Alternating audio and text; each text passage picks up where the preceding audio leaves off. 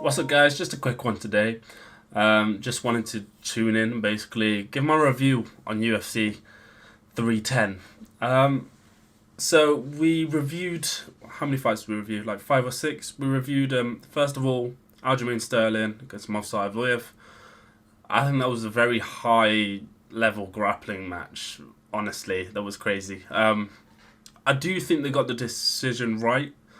Um, like you got as in I think that could go either way. I just think Evloev would have edged it out in my opinion. And I love Aljamain Sterling, even though I'm going with Evloev right now. So I would give that to Movsar. Fair play to him. Aljo really isn't someone that is easy to grapple against, but I think that shows how good of a grappler Aljo is. Like, he was in that the whole fight, especially against someone like Evloev. So good fight between those two. High level grappling exchange for people that do enjoy grappling.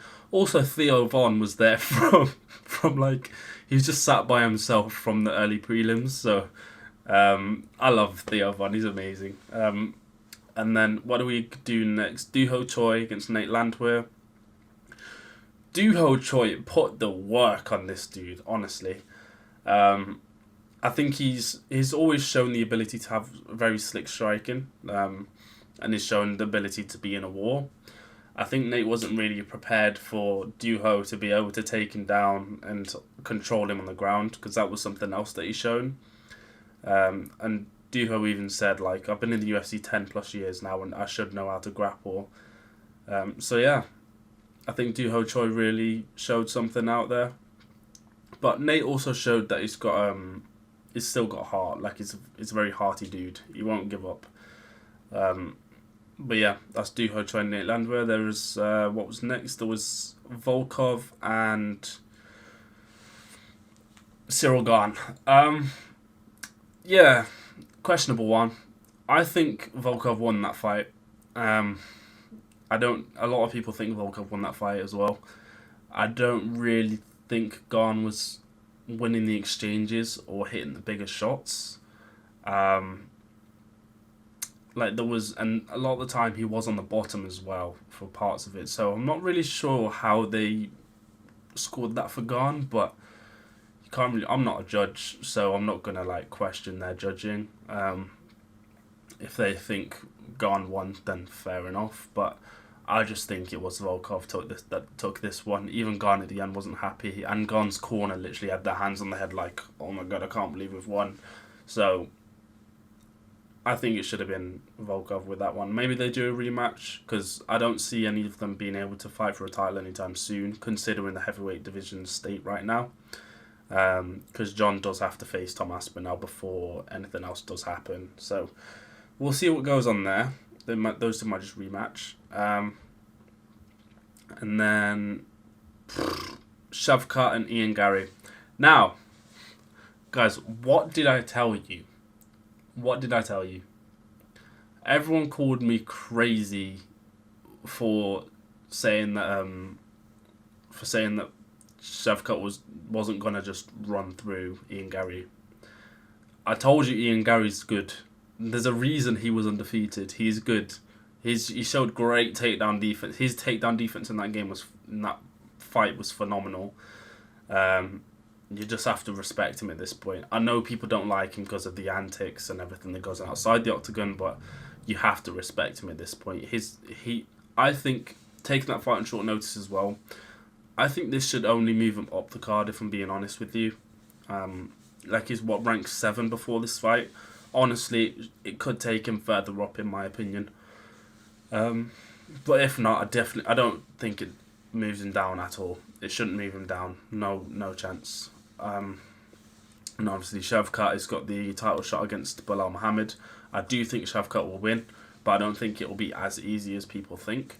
But it'll be interesting to see, because Shavkat's normally the person that puts on relentless pressure. So we'll see how Bilal deals with that, because I feel like he doesn't react to that all the best and most, like, all the time. So hopefully we get a Shavkat Rakhmonov champion before too long, and then hopefully we can revisit any other matchups. I think what's next for Ian Garry though is probably Leon Edwards. I think that's a good matchup. Both tall, both great strikers. They can both grapple as well. So I think it's a good matchup to make. Especially it gives Gary the chance to really move up the card. Or do Leon Edwards Usman again. You never know. Or Gary Usman. Honestly, you can go any direction with the welterweight division now. There's so much talent in there. Then you've got Colby Covington taking on Joaquin Buckley soon as well. I do think Buckley wins this. I know Colby's getting a bit older now, but Buckley's just got power, honestly. The dude is so explosive. You don't want to be anywhere near his hands, so I'm going to give that to Buckley. It's a young man's game, like everyone says.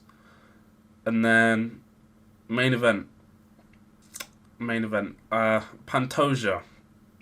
Wow, Pantoja.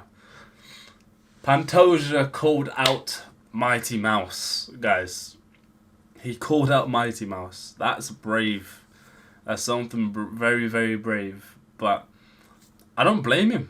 I don't blame him at all. Like, if you're in the spot Pantoja's in right now, you'd want to... Like, why wouldn't you call him out? He's got nothing to lose now. He's beaten a lot of people that he needed to beat. Honestly, but at this point, like, there's no one really that's gonna come up and challenge him properly.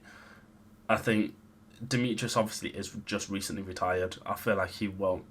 I don't know if he will come back, but I feel like he'll have a hard think about it, because why wouldn't you come back and win the flyweight championship again? Like, people are now talking about Pantoja being better than Demetrius, so Demetrius might come back and just say, "Oh, I need to prove that I'm still the man around these parts." So that's a fight I'd love to see. I'd love to see Demetrius come in and see what he can do, because that man is a genius on the ground. Yeah, there really isn't much else to say about that card, to be honest. But what's next? There is obviously Islam Makhachev defending his belt against Arman Tsarukyan. I do think Islam's going to win again. I just think Islam's much more talented on the feet than when they first fought as well. Obviously Tsarukyan's better as well, but Islam's on another level at this point. And I did watch it again earlier.